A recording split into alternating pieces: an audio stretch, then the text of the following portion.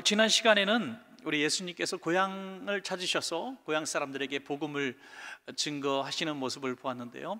고향 사람들이 예수님을 육신적으로 잘 안다고 생각했기에 예수님을 하나님의 아들로 인정하지 않았습니다. 그래서 그가 행하는 기적을 보면서도 또 수많은 군중이 따라오는 것을 보면서도 예수님을 배척한지라 라고 말씀하고 있습니다. 그래서 예수님은 아주 뜨거운 마음으로 고향을 찾아오셨는데 많은 복음과 또 많은 치유의 역사를 다른 곳보다는 좀 절제하시는 모습을 보게 됩니다. 그 귀한 선물을 가지고 오셨는데 고향 사람들이 좀 환영하고 마음 열었으면 얼마나 좋았을까 하는 생각들을 해보게 됩니다. 그리고 이후로 예수님은 이제 공생의 사역을 함께 나눌 12제자를 이제 뽑으셔서 같이 사역하시는 그런 모습을 보게 됩니다. 오늘 그 이후에 바로 직후에 있는 그런 말씀입니다. 오늘 두 가지 사건을 함께 나누면서 오늘 말씀의 제목을 예수님 누구신가, 예수 그리스도는 누구신가 하는 제목으로 함께 여기에 이 두 가지 사건을 한번 결부시켜서 예수님이 어떤 분이신가 드러난 두 사건으로 한번 살펴보도록 하겠습니다. 첫 번째 사건은 요한의 순교, 세례 요한의 순교 사건이고요. 두 번째 사건은 오병이어의 사건입니다. 이 두 사건을 통해서 예수님이 어떤 분으로 드러나셨는가, 우리의 일상생활 가운데 예수님의 모습을 볼 수 있는 시간이 되겠습니다. 첫째로 예수 그리스도는 진리시다 하는 거죠. 진리시다. 예수 그리스도는 누구시라고요? 진리이시다. 세례 요한의 순교를 통해서 예수님 한 분이 정말 진리 되신 분인 것이 드러나게 됩니다. 우리 마가복음 계속 보시면서 예수님이 행하신 이적들을 많이 보게 됩니다. 예수님의 이적을 통해서 우린 예수님은 비범한 사람인 것은 이렇게 알게 되겠지만 유대인들이 하나님의 아들 메시아로 인정하는 데까지는 참 수많은 난관들이 있었겠지 않습니까? 그래서 예수님을 메시아로는 도무지 영접할 수가 없습니다. 그래서 고향 사람들이 배척하고 또 많은 지도자들이 예수님을 배척하게 되죠. 참 신기한 일이다라고만 생각했던 것이죠. 그래서 사람들이 예수님을 보면서 그 사람과 결부시키는 거죠. 엘리야라고 하는 사람이 죽었다가 살아난 걸 거야 아마도 엘리야를 그들이 모세나 엘리야를 또 다윗 같은 사람을 굉장히 그들에게 신성시된 위대한 인물로 생각했지 않겠습니까? 그래서 엘리야 같은 능력의 종이다, 살아난 분이다 이렇게 얘기했고요. 또 다른 사람들은 엘리야 같기도 하고 또 다른 선지자 중에 한 사람일 거다라고 얘기했는데 오늘 본문에 등장하는 헤롯 왕은 내가 죽인 요한이 살아난 거 아닌가라고 생각했다는 것이죠. 갑자기 뜬구름없이 자기가 죽인 세례 요한이 다시 되살아난 것이 예수님일 것이다라는 생각을 했다는 겁니다. 상당히 그의 마음속에 늘 두려움이 있었다는 반증이 되겠습니다. 자기가 세례 요한을 죽이고 나서 늘 두려워했던 것이요, 죄책감에 시달리고 공포심을 가지고 있었는데 예수님의 등장을 보면서 이게 세례 요한이 살아난 것이 아닌가라고 생각했다는 것입니다. 오늘 함께 읽으신 본문에 이 헤롯이 왜 그렇게 되었는가 하는 사건을 잠시 기록해 놓고 있습니다. 당시 유대 땅은 이제 로마의 식민지하에 있으면서 그 왕권을 인정해 줬기 때문에 헤롯 대왕 이후에 예수님 탄생하실 때 헤롯 대왕, 그 통치하던 대왕 이후에 또 여러 아들들이 그 지역을 나눠서 분봉왕, 영주처럼 나눠서 나라를 다스렸습니다. 그래서 헤롯 안디바라고 하는 사람이 오늘 본문에 나오는 헤롯 왕인데 이 사람은 이제 갈릴리 지방의 영주로 갈릴리 지방 예수님이 사역하는 이 지방의 분봉왕으로 다스리고 있었습니다. 그런데 그의 동생 헤롯 빌립, 똑같은 헤롯이지만 빌립이라는 이름이 붙어서 나중에는 빌립이라고만 얘기하는데 이 헤롯 빌립의 아내인 헤로디아라고 하는 여인을 강제로 뺏어서 결혼을 합니다. 자기 동생, 근데 물론 이복 동생이긴 하죠. 근데 헤롯 안디바가 당시에 아내가 없었는가? 아니면 결혼해서 아내도 있었습니다. 그러니까 자기 아내를 쫓아내고 동생의 아내를 빼앗아서 결혼했으니 나라도 참 부끄러운 것이죠.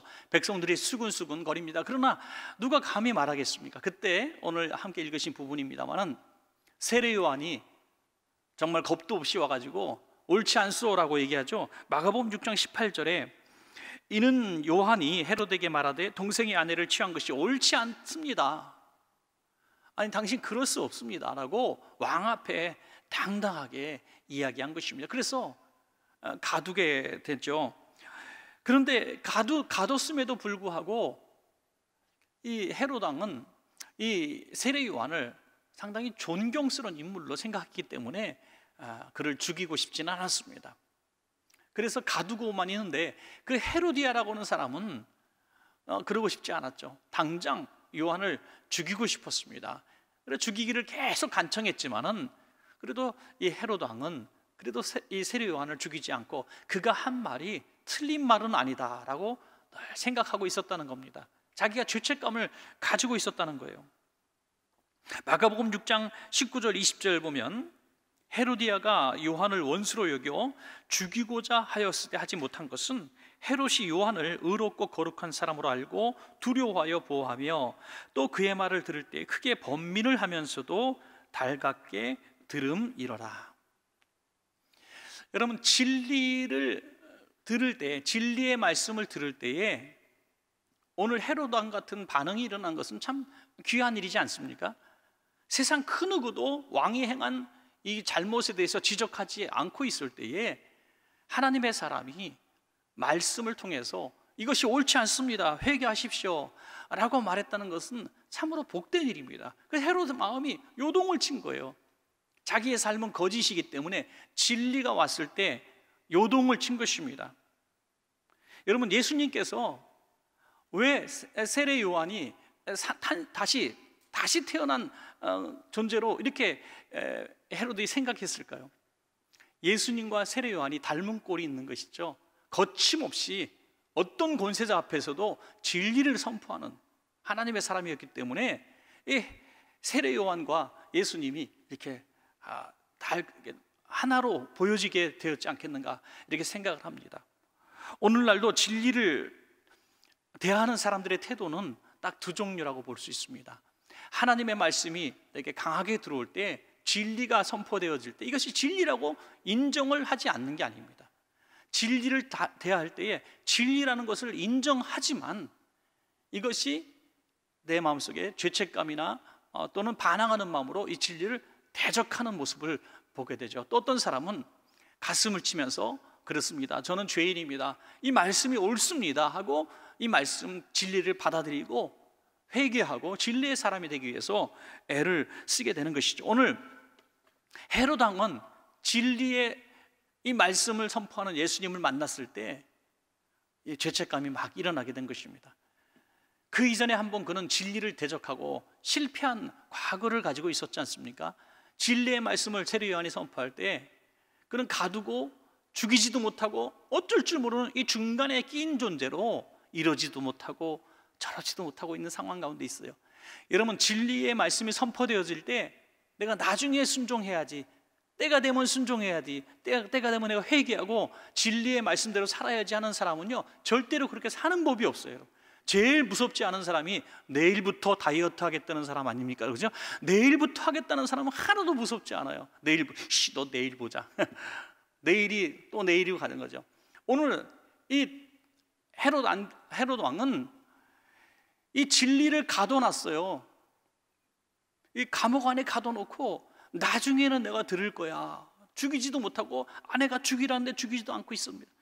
그러다가 간교한 꾀에 빠지게 되죠. 헤로디아의 어린 딸이 춤을 췄는데 연회장에서 너무나 귀엽고 예쁘게 보였던 것 같습니다. 그래서 얘 딸아, 네가 원하는 소원 내가 다 들어줄게, 네가 나라의 반이라도 달라면 줄게. 아빠 저 나라 반 주세요. 그러면 여놈아 그건 아니지 이렇게 얘기했을지 모르겠어요. 그런데 하여튼 너무 이쁘니까 모든 사람 앞에서 내가 딸한테 약속을 했어요, 뭐든지 주겠다고 약속했습니다. 사람들이 막 웃고 난리가 났겠죠. 그런데 이 어린 딸이 뭘 달랄지 뚜루루 엄마한테 쫓아가서 얘기하는 거죠, 헤로디아에게. 그랬더니 헤로디아가 끔찍한 얘기를 합니다. 세례 요한의 목을 소반에 담아다가 목을 베어서 갖고 오십시오. 그래서 이것을 행하기도 안 행하기도 어쩔 수 없는 이 중간에 정말 낀 존재가 되었습니다. 마가복음 6장 26절에 왕이 심히 근심하나 자기가 맹세한 것과 그 앉은 자들로 인하여 그를 거절할 수 없는지라. 진리의 말씀이 선포되어졌을 때 바로 아멘하고 순종하고 회개했더라면 이런 난관에 부딪히지 않았을 텐데, 기회를 잃어버리고 여차저차 미루다가 오히려 역습을 당하는데 진리를 죽이게 되는 것입니다. 여러분, 예수님을 왜 죽이려고 했을까요? 여러분, 아무리 우리가 고난주간을 이제 앞두고 생각해 봐도 그들이 예수님을 죽일 이유는 정말 1도 아니 0.5도 없는 거예요. 예수님이 칼을 들고 그들의 자리를 뺏었습니까? 그들의 소유를 훔쳤습니까? 그들에게 정말 이 세상을 떠나라고 말했습니까?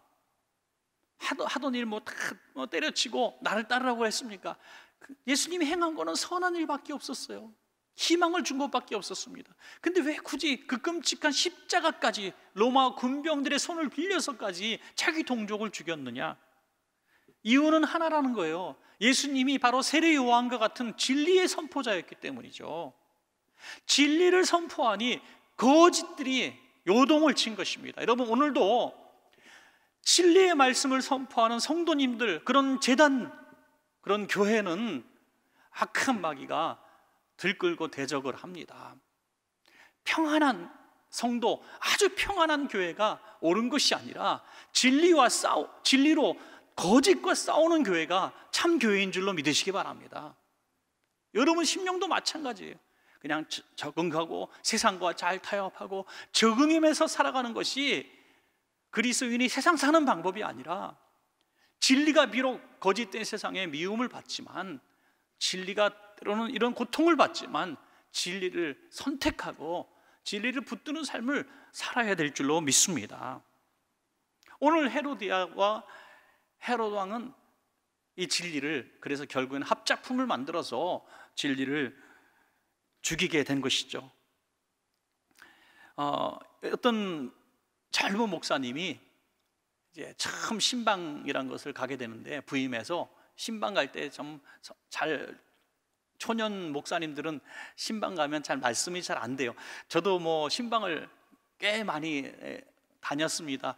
또 부목사 때 워낙 훈련을 많이 받았던 것 같아요. 하루에 10몇 집을 신방 다닐 때도 많이 있었으니까요. 제가 신기록은 15집을 하루에 신방했다는 거. 정말 앉았다 일어났다는 것만 해도 힘들더라고요.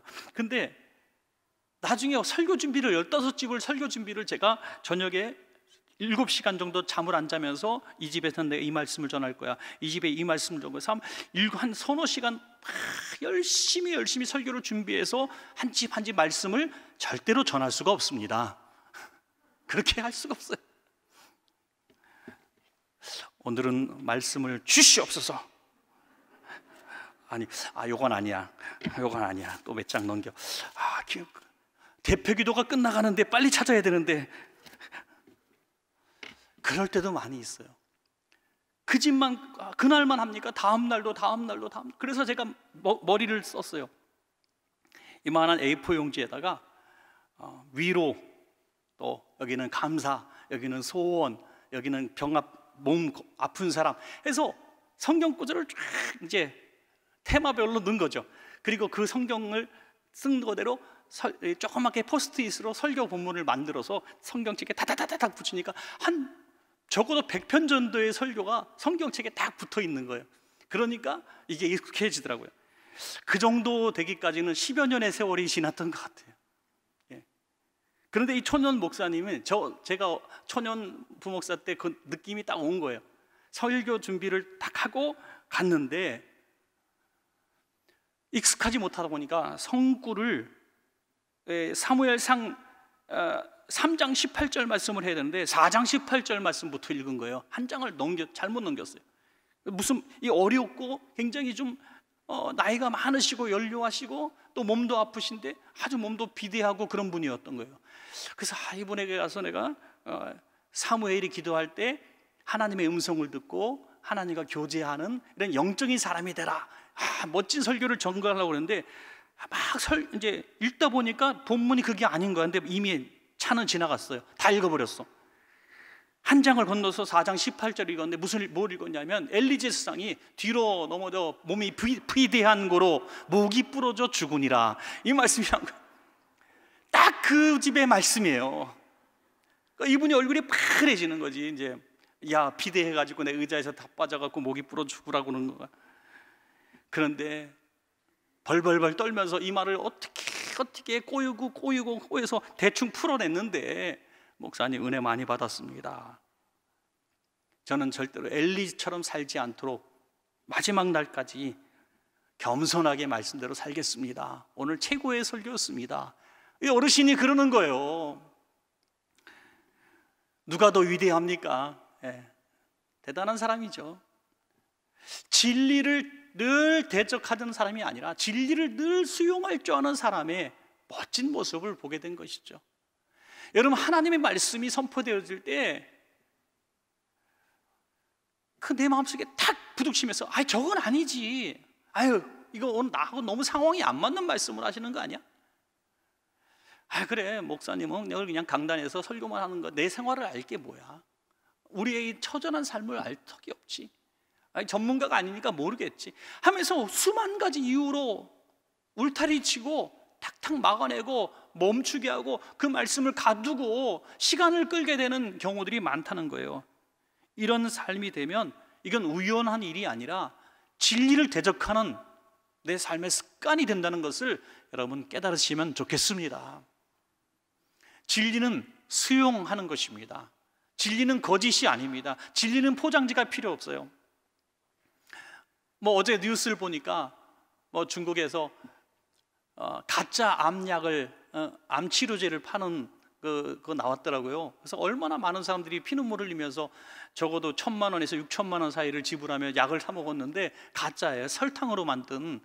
근데 거기 재밌는 이제 뉴스에서 재밌는 이제 MC가 얘기를 하더라고요. 뭐냐면 이 포장값이 재료비보다 많이 들은 제품입니다. 포장이 아주 너무 근사하고 진짜 특효약처럼 근사하게 만들고 중국에서 만들었지만 미국에서 만든 것처럼 미국 도장을 찍어놨어요. 거짓은요 늘 많은 걸 가지고 와요. 여러분, 사기꾼한테 안 당하려면요 굉장히 중요한 방법 중에 하나, 제가 잘 모르지만 사기꾼은 대부분 사기꾼이 아닌 것처럼 말하기 위해서 너무나 많은 증거품들을 가지고 다녀요. 자기가 누구랑 찍었던 사진 보여주고 신분증 보여주고 자기의 경력 보여주고 졸업장까지 보여줘요. 막 그냥 자기가 누구랑 찍은 사진들, 어느 교회 다녔던 별의별 걸 막 구비를 해놔요. 그건 거짓입니다. 진리는 복잡하지 않아요. 진리는 단순합니다. 진리는 그렇다 그러면 그런 거고 아니라 그러면 아닌 겁니다. 하나님의 말씀이 꼬이고 얽히고 설켜서 복잡해가지고 그렇게 되는 거 진리의 말씀이에요. 진리는 우리를 자유케 하는 말씀이에요. 진리 그대로 선포되는 대로 이게 하나님의 말씀이면 가감없이 아멘하여 영광을 돌리셔야 하는 것입니다. 그럴 때 오늘 이 헤롯 왕처럼 비참한 결과가 없는 거죠. 헤롯은 결국 어떻게 됩니까? 그 장인이 한 나라의 왕이죠. 나바티아 왕인데 이 왕이 공격을 합니다. 네가 감히 내 딸을 버려? 공격을 해갖고 멸합니다. 그래서 왕이 이 전쟁에서 패하죠. 또 한 번은 이 아내와 함께 로마에 잘못 보여갖고 유배를 당하기도 하고요. 그래서 완전히 망하게 되는 것입니다. 잘 살아보려고 진리를 대적해왔고 진리를 죽였지만 결국에는 완전히 막히고 다치고 죽임을 당할 수밖에 없는 비참한 최후를 만나게 됩니다. 진리를 만나면 때로는 힘들고 진리대로 살아가는 것이 많은 내 삶에 어려움이 부딪히겠지만 진리를 진리로 수용하고 진리대로 살아갈 때에 우리 삶이 자유를 누리고 복 있는 삶이 됩니다. 예수님이 누구시라고요? 예수님은 진리십니다. 진리 대신 예수님 그대로 우리가 받아들일 수 있는 그 말씀을 받을 수 있는 저와 여러분 될 줄로 믿습니다. 자, 마지막 두 번째로 예수님은 빈들의 목자 되십니다. 빈들의 목자. 오늘 마가복음 6장 34절을 한번 보시겠습니다. 마가복음 6장 34절.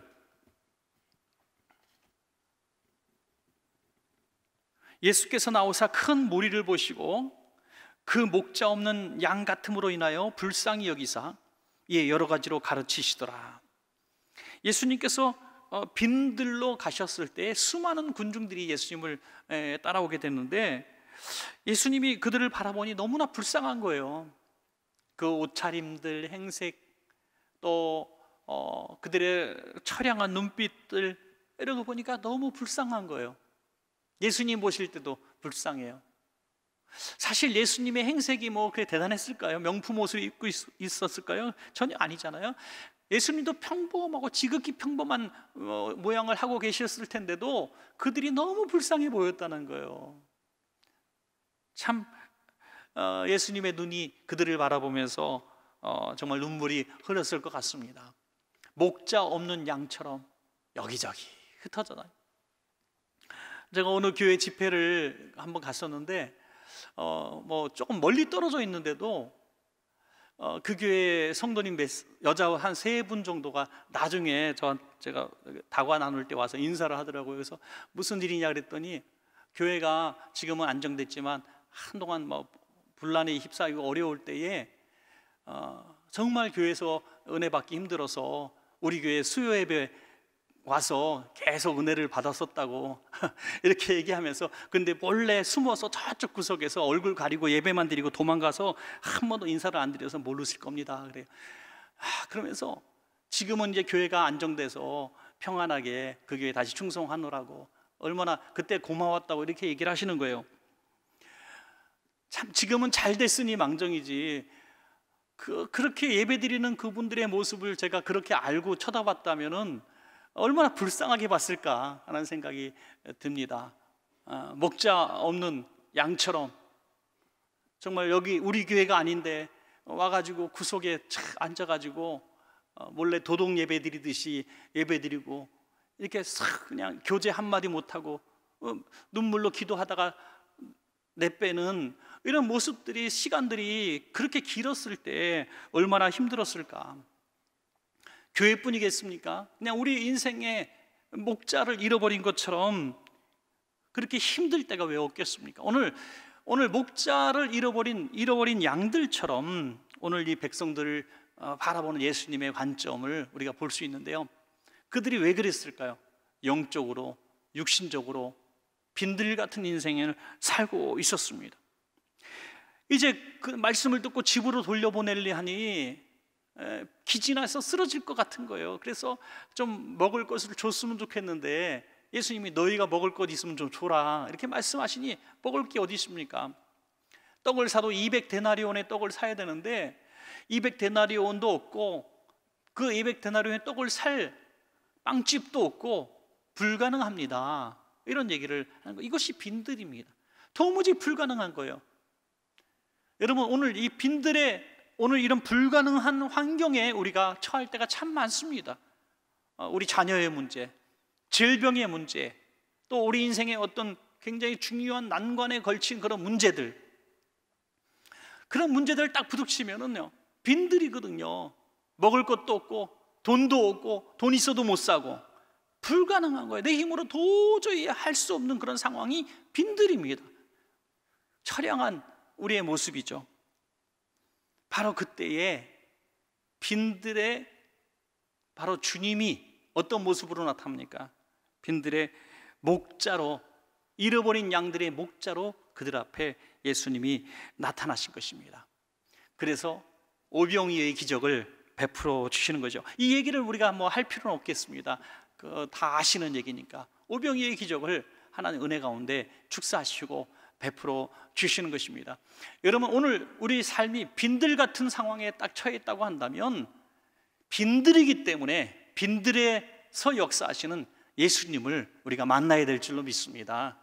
빈들에서 우린 예수님을 만날 수 있어요. 참 가만히 생각해 보면요, 오병이어의 기적은 어마어마한 기적인데 빈들이 아니었더라면, 돈이 있고 빵집이 있었더라면 이 은혜를 경험했겠습니까? 도무지 불가능한 상황이었기 때문에, 빈들이었기 때문에 빈들의 목자이신 예수님을 만날 수가 있었던 것입니다.